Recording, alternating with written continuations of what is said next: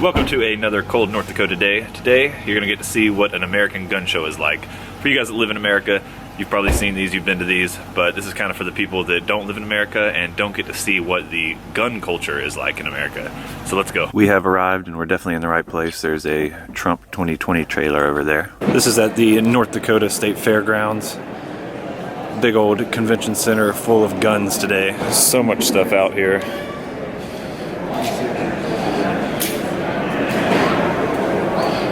Tons of stuff to choose from. Everything's for sale.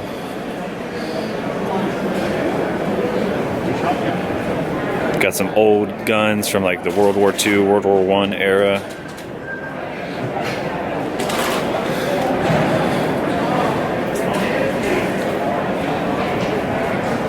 Some pretty cool stuff at this stand. I like the M1 Garand.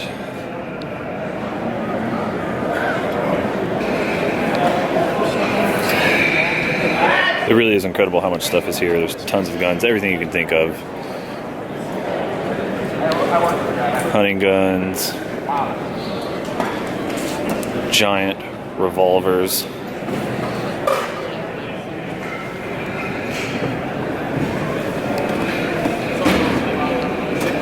And you have your AR-15 style weapons.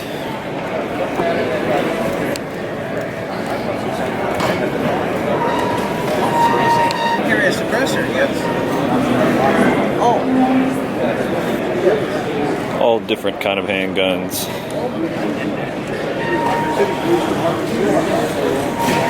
My current concealed carry is a 6-hour P250, but I did just pick up another firearm. I'll show you guys in a minute.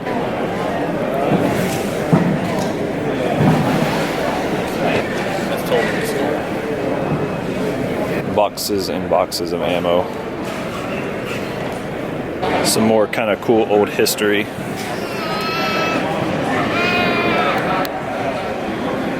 What are you playing? What is it? I don't know what it's called. It's a Mario game? Yeah.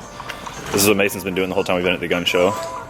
And would you look at that? It's snowy out here. It was snowing just a minute ago. I feel like it snows every couple days now. But we haven't got any big snow yet, any big blizzards. We'll see as we get into the winter. At the gun show, I bought this Taurus 357 Magnum. I've never actually owned a 357 Magnum before, but I wanted something that's a little smaller than the P250 that I have, and just something a little easier to conceal carry. But I'm going to take a couple shots of it. We're out here in the middle of nowhere, and in North Dakota, as long as nobody has land, as long as it's not posted, stay off the land, you can go on anybody's land. It's kind of crazy because it's like something like 80% of North Dakota is all privately owned, so there's really nowhere to go shooting. But we're just going to shoot a couple rounds right into the ground over here.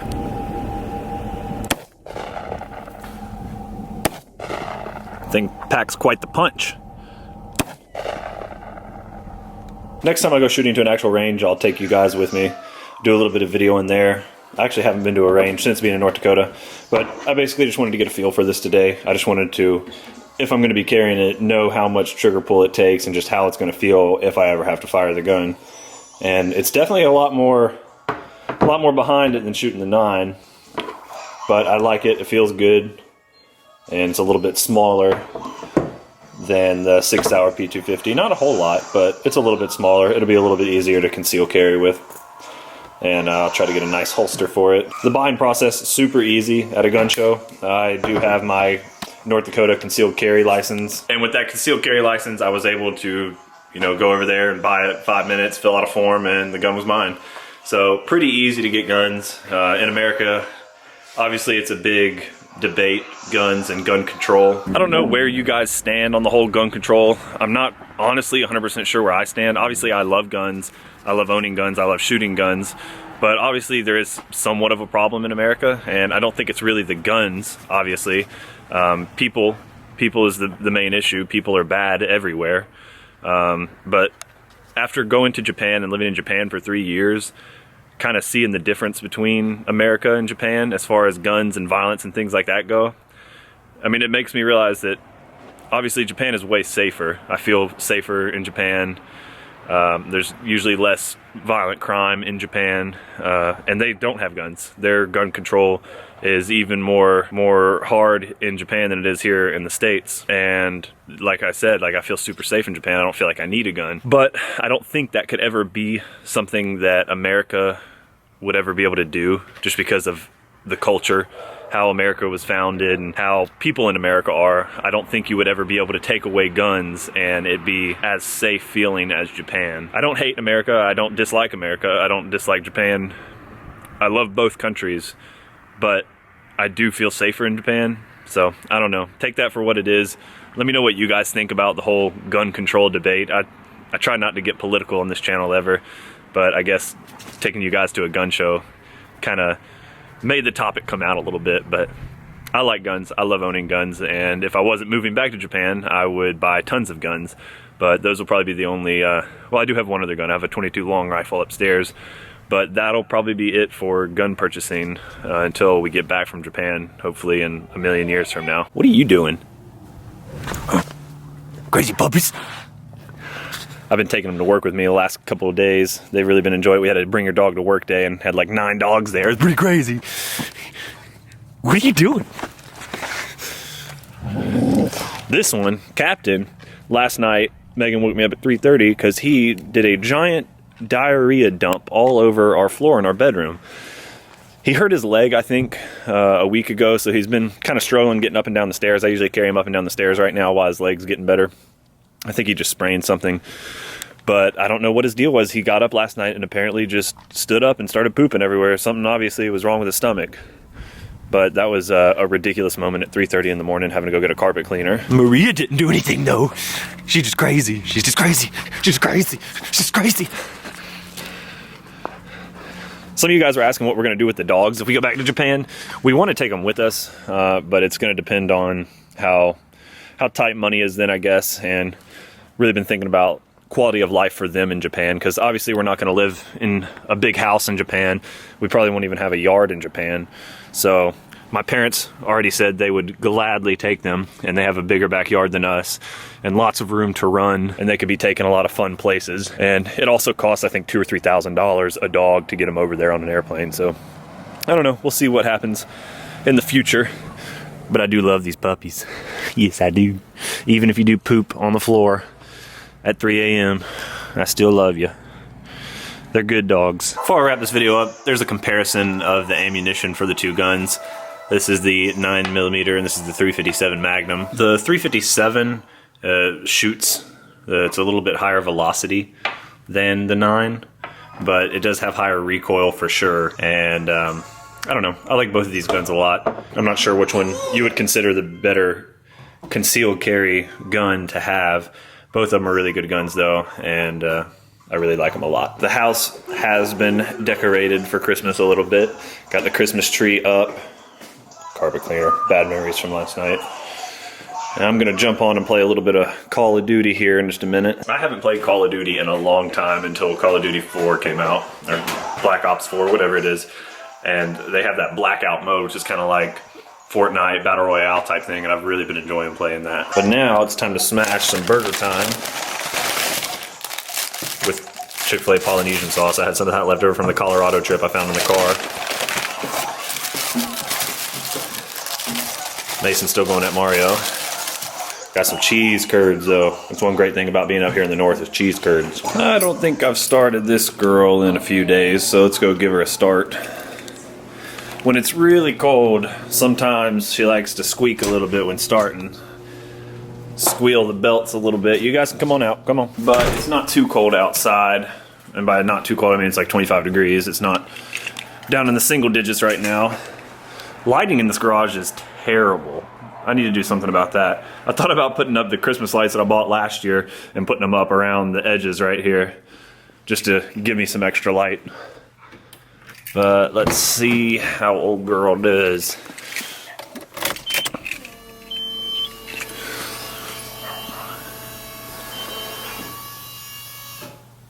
All right, that's done. Ooh, she was slow. Slow starting, but she started nonetheless. saw somebody comment on my Instagram on one of my pictures of it in the driveway. I just pulled it out in the driveway to take some pictures in the snow, and somebody was like, oh, that's $2,000 off your future asking price if I decide to sell it. Whatever, if you guys want to pay $2,000 less because it was taking a picture in the snow in my driveway, cool. Whew. Actually, it is getting kind of cold. It's 20 now, so let's get down to 7 tonight with more snow in the future. Figured I'd let the GTR run for 5 or 10 minutes just because I haven't been driving her. I might actually drive it tomorrow since there's really not any snow on the ground anymore, and I think we're not due for snow again until, what, Tuesday or Wednesday is what the phone said. I don't know, we'll see.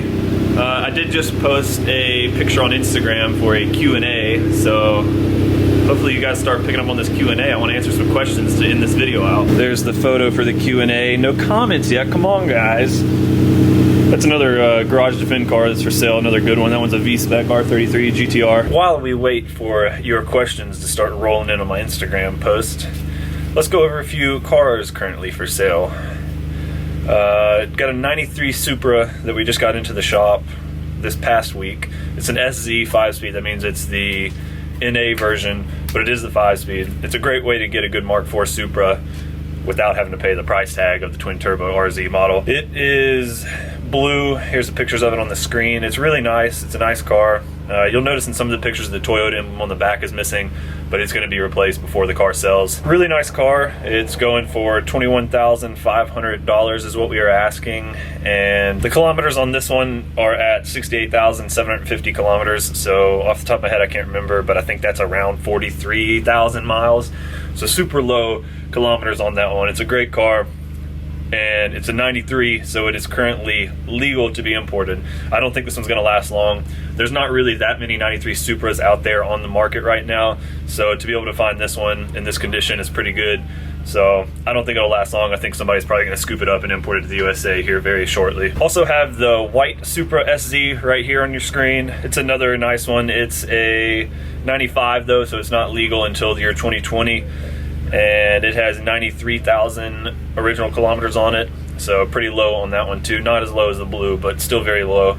And this one's real factory looking. It looks really, really clean. Asking price for it is the same as the blue one. It is $21,500 US. Got quite a few Supras right now. We still have the red Supra from a while ago. It's an RZ. It is a 94 October, so it'll be legal to go back next October. That one is $33,800 US. Very nice Supra RZ. Lots of Supras in stock right now. We'll go over a few Skylines real quick though. Let's talk about Skylines. Still have the blue 2000 R34 GTR, that Bayside blue color that everybody wants. That one is 2000, so obviously it's not legal to go back for a while, not until 2025. But we do have storage options at the shop, like I've said before in previous videos. $200 US for indoor, $60 for outdoor. For something like that, obviously you would probably want to do indoor for the most part. We can even mix it up if you want to do some indoor storage, some outdoor storage. Like for the winter months, putting it inside, we can do that and try to save some costs on the storage a little bit. But it's a really nice car. It's going for around $57,400 US is the asking price on that, and you're not going to find a cleaner Bayside blue for any cheaper than that. It's a really nice car. It'll definitely make somebody happy. The white R33 V-Spec that I posted on the Instagram post is really nice. It's got 86,000 kilometers original. Asking price for that one is 3.48 million yen, so that's off the top of my head. I don't know the conversion rate for today, but it's probably somewhere in the $30,000 mark, right around there. I'll do the conversion and put it at the bottom of the screen here. But that one's also not old enough to go back yet. A lot of these would be really good pickups for people that are going overseas and being stationed in Okinawa like I was, and you want to buy something that's going to be legal by the time you leave. The R33s are the big thing coming up right now, and I can only imagine they're going to go up a little bit more in price. And when the R34s get close to legal, I think it's going to be an insane price jump that is going to make it hard for a lot of normal people like you or myself to own an R34, so I think it's best to get it now while they're still somewhat affordable, because it's gonna be crazy in a few years, I know it. I got another black R33, really nice, 3.68 million yen, so somewhere in the $32,000 range probably. It's a really nice car. I think it's one of the cleanest R33s, one of the cleanest looking. I love black car though, I'm a sucker for a black car. Really nice car. And then we have the blue R33 for 4.68 million yen. With only 11,000 original kilometers. This is honestly the cleanest R33 I've ever seen, and it's super nice. It's gonna make somebody super happy. It's basically a collector's car with something that low of kilometers. That's something you buy and keep it in your garage, drive it of course, but you know, keep the kilometers down, because I mean that's barely broken in at that stage with only 11,000 kilometers. All right, my hands are getting super cold out here. This thing's been running for long enough.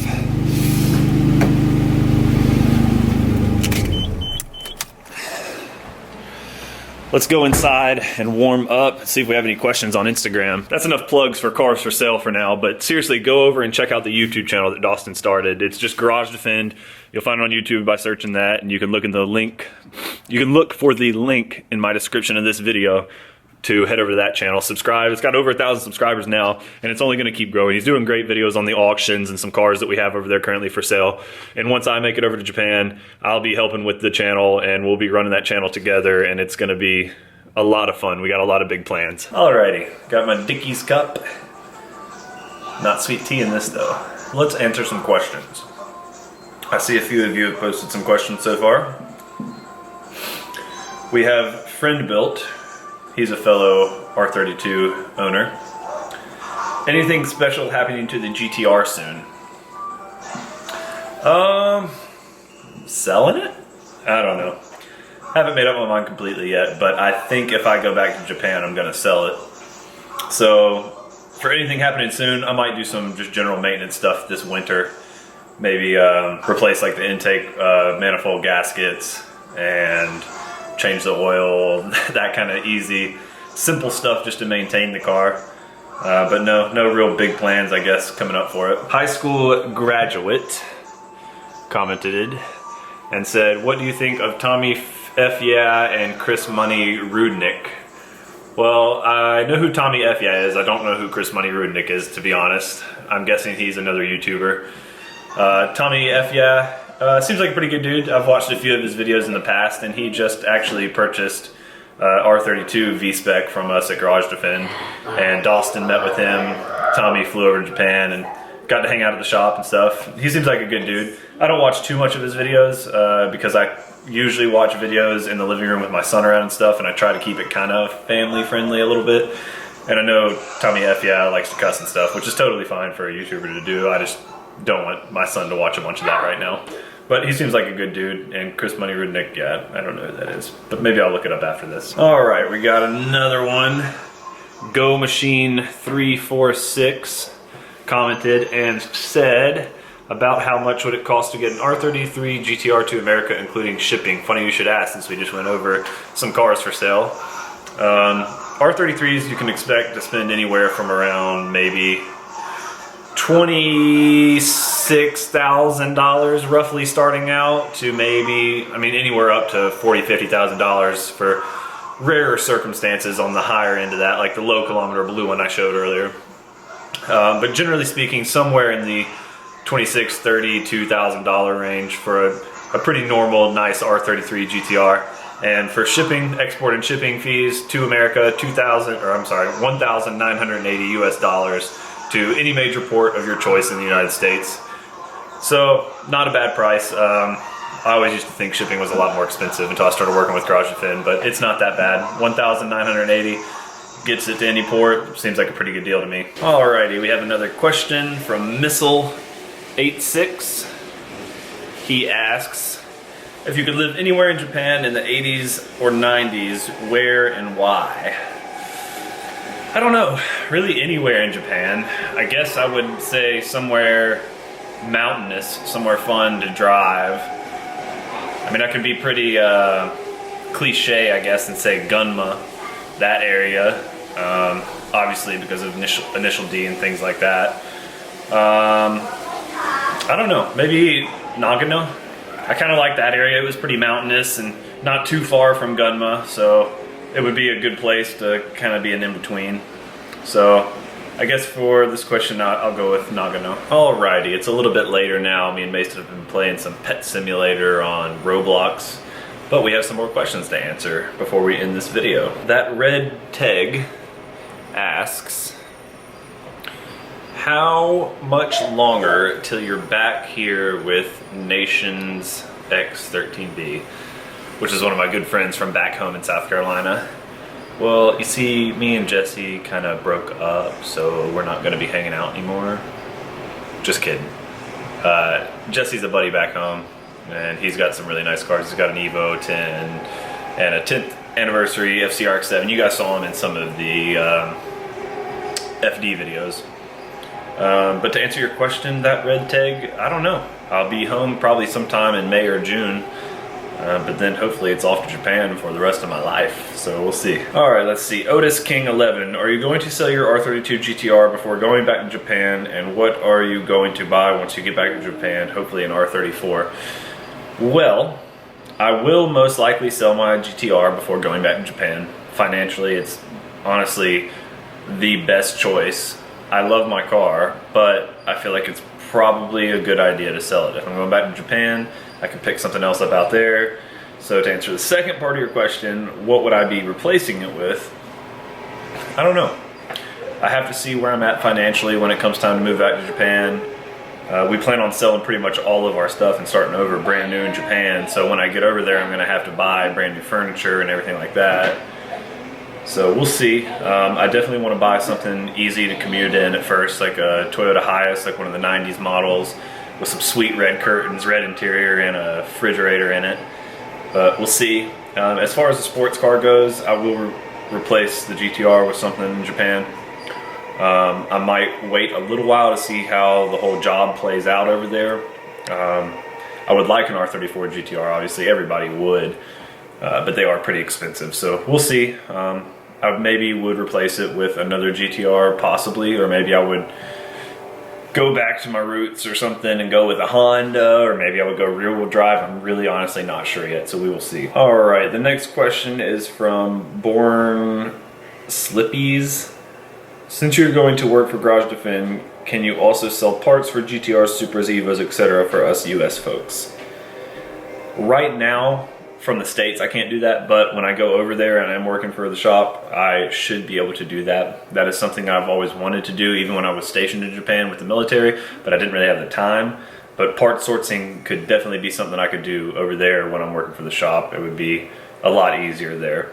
So potentially, yes, we will see. Williams17VX asks, are you bringing the R32 back to Japan when you move, or still undecided?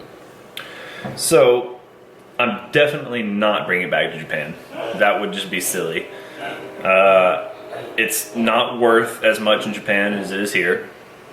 It would cost me about $2,000 to ship it back to Japan. It's just not worth it. My car is nice, it really is. It's a great car.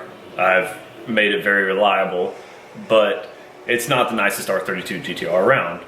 There's better ones out there. So I might as well sell it, make a little bit of money off of it, and then do something in Japan with another car. It would just be silly to send it back, like I said. I am still undecided if I'm selling it though.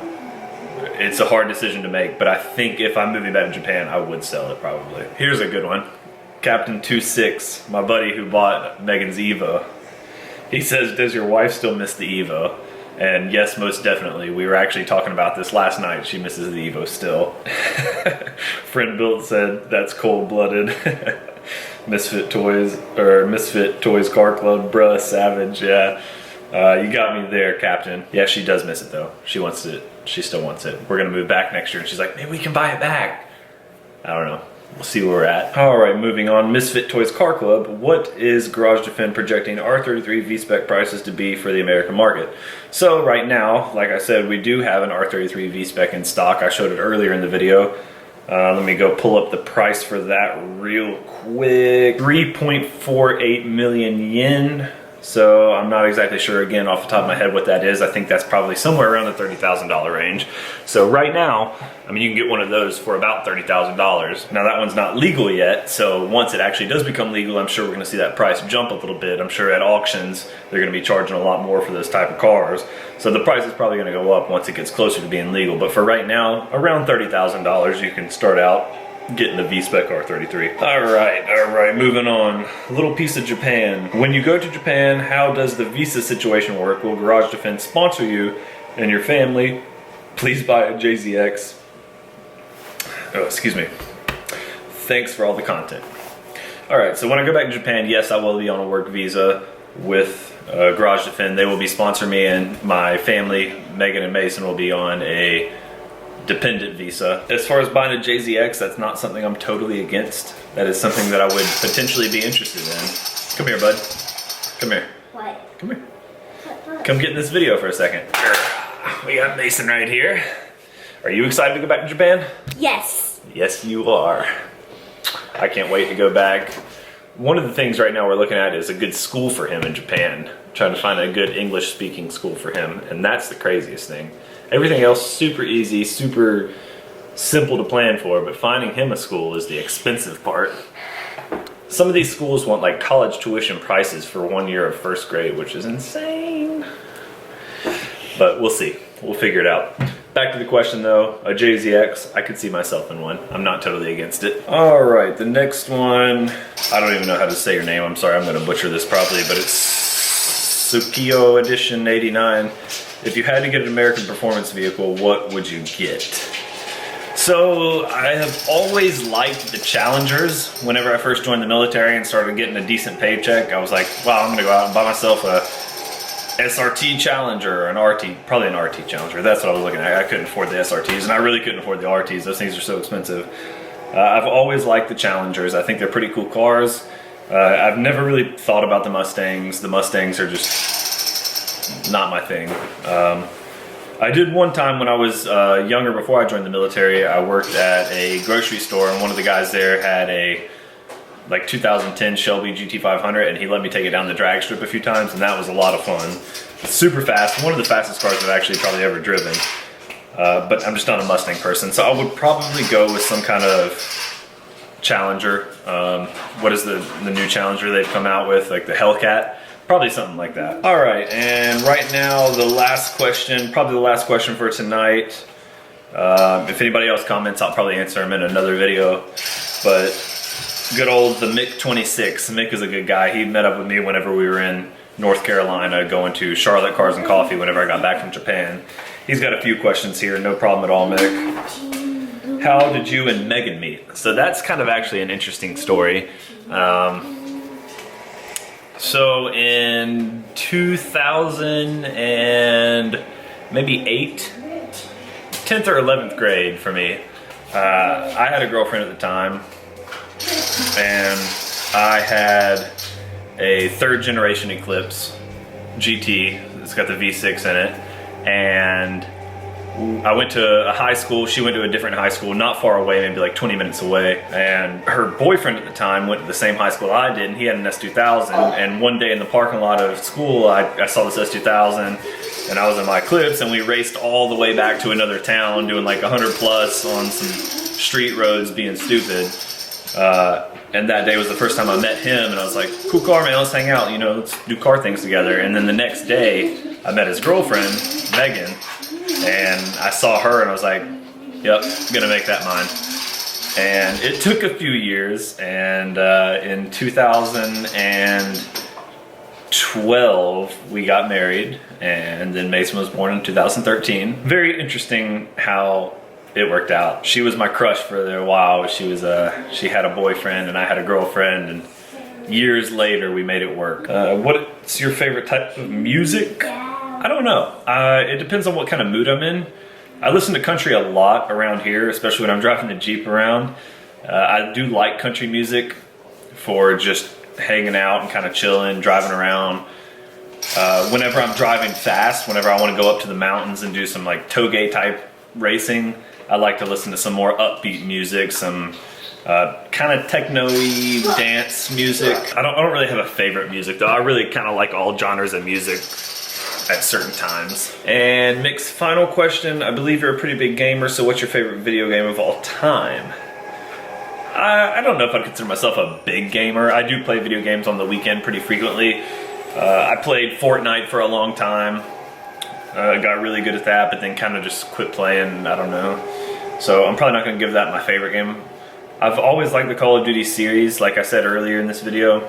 And Black Ops 4 has really brought it back for me, and I've really been enjoying that for the last couple weeks. But as far as a favorite game, I don't know. When it's baseball season, I play MLB The Show all the time. I like to play Forza, but as far as a favorite game, I don't know. I wouldn't consider myself a gamer. Mason's a gamer though, aren't you? Yeah. He's got a t-shirt that says gamer and it's got Mario and stuff on it. So that's probably his favorite games. But as far as me, I don't know. I don't know if I can give you an answer for my favorite game of all time. Growing up as a kid, like late nights on the weekends, no school, like really enjoying games, probably the second Halo, or maybe Call of Duty, probably the second Halo. That's where I really grew up playing. A lot of fun doing that late nights, but now, I don't know. Mostly I play Call of Duty and it won't be the show now. Anyways, I guess I'm gonna end this video because you guys might keep asking questions, but it's getting late. It's about 8:30 now, and it's about Mason's bedtime, about my bedtime. We got work tomorrow. It was a nice long 4-day weekend for Thanksgiving. We didn't do much. Obviously, I would have videoed more if we did stuff, but I had a good time at the gun show. We got that cool new gun today, right? Mm-hmm. Oh yeah. Mason's eating some snickerdoodles. It's probably kind of late, but we won't tell mommy. Thank you guys for watching. I'll see you somewhat soon in the next video. I don't know how soon. Gotta find some videos to do around here. As always, Thanks for watching. Thanks for Bye. watching. Bye.